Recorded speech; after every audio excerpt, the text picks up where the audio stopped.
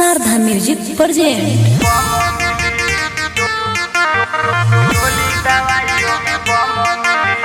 Music by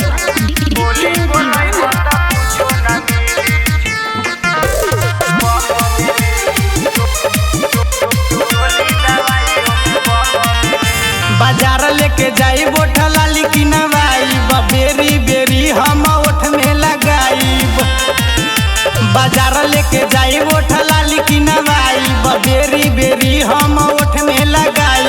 बोरा चढ़ाई हम लमरी धराई बने के ना तोरा मौका मिली। बोली बोलाई बता कुछो ना मिली चोली दवाइयों में बम मिली। बोली बोलाई बता कुछो ना मिली चोली दवाइयों में बम मिली।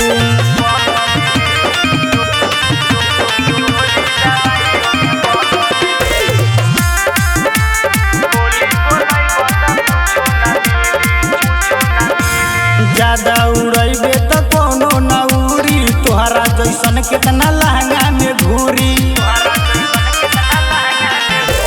ये गोरा ढुकबे तो कुछो न मिली दू गोरा अइबे तो जन्नत में जाइबे। ओकरा में जाइबे तू कोकरा पइबे हमरा में अइबे तो हऊ मिली। बोली बोलाई बता कुछो न मिली चोली दवाइयों में बम मिली। बोली बोलाई बता कुछो न मिली चोली दवाइयों में बम मिली।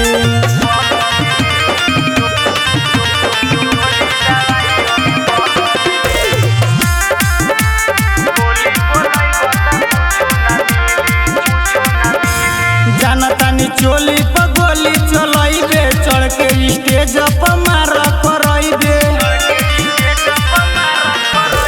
सुनी लगू पता कर न बराई चढ़ के स्टेज पर एकरा न जाई। राइटर अनिल कर न लड़ाई लोकल मालवानी खाधा मिली। बोली बोलाई बता कुछो न मिली चोली दवाइयों में बम मिली। बोली बोलाई बता कुछो न मिली चोली दवाइयों में बम मिली। शारदा रिकॉर्डिंग स्टूडियो मौलापुर बाजार।